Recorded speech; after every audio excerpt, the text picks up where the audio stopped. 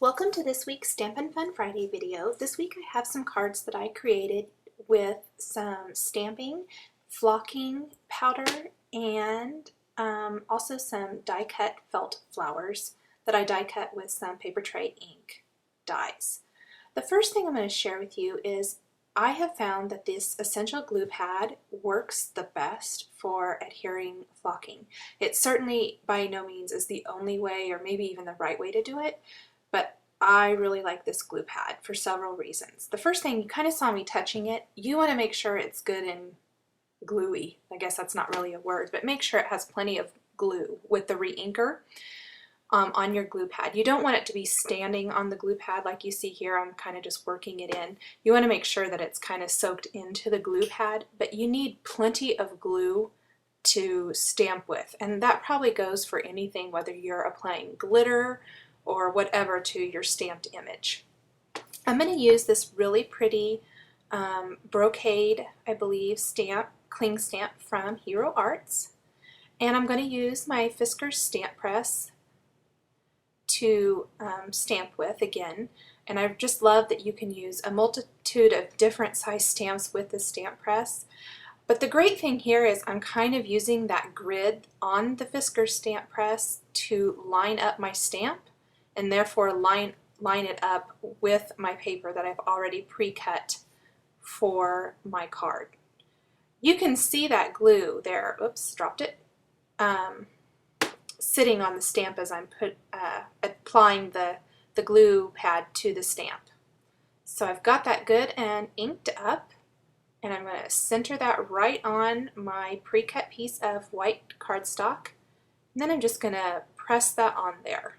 Make sure I get a really good impression. You want to make sure all the areas get stamped so that your glue or your flocking powder has something to stick to. And then I'm just going to protect my work surface with just a white piece of paper while I apply the flocking. Now in the video I am using some Doodlebug flocking because that's kind of what I had on hand when I did this, but I've since got some Martha Stewart flocking, and so that's what I'm going to link you to. I think it's a little bit harder to find some of those Doodlebug flocking powders now. I'm not sure. I checked a few stores and I couldn't find them, so I'm linking to the Martha Stewart ones, which I really like. I've used them several times now. And I like that the containers are a little bit bigger on the Martha Stewart ones too. It makes it easier to get the flocking powder back into the jar. So I'm just putting that flocking powder on my stamped image, just like you would really do with an embossing powder or glitter or something like that. I'm just going to tap off the excess, and you can see it kind of sticks to the edges. There might be some smudges and stuff, but don't wipe it off yet because you don't want to smear the flocking powder. I'm just tapping it off gently. Going to make sure I got it all covered, and I did. And then what I did is I set it aside, and probably for a good hour to an hour and a half. No heat setting or anything like that. I just went on and did some other things and whatnot and came back to it later. Or sometimes I even let it sit overnight.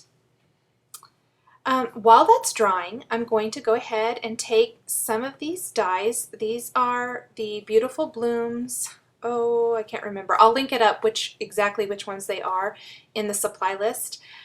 These are by Paper Tray Ink, and they coordinate with their stamps, but I don't even think I bought the stamps that go with these. I just really like the size of the flowers and the shapes of the flowers. I think they have 3 or 4 different sets. Anyway, to run them through with your Sizzix, you'll lay your platform down, one of your clear cutting mats, your dies, and then the felt, which this is Heather Bailey felt, and then your other cutting pad. And look how beautifully they cut through felt. I just love that. So the felt flowers really add a nice texture. This is my card base. I've already cut it down out of some dark gray cardstock. And I'm just going to use the Fiskars stamp press again, and I'm going to stamp part of my thank you greeting on the inside of the card. I like having greetings that kind of go from the front to the inside of the card. So I'm just going to stamp that with a little bit of Memories black ink right on the inside, and that looks good.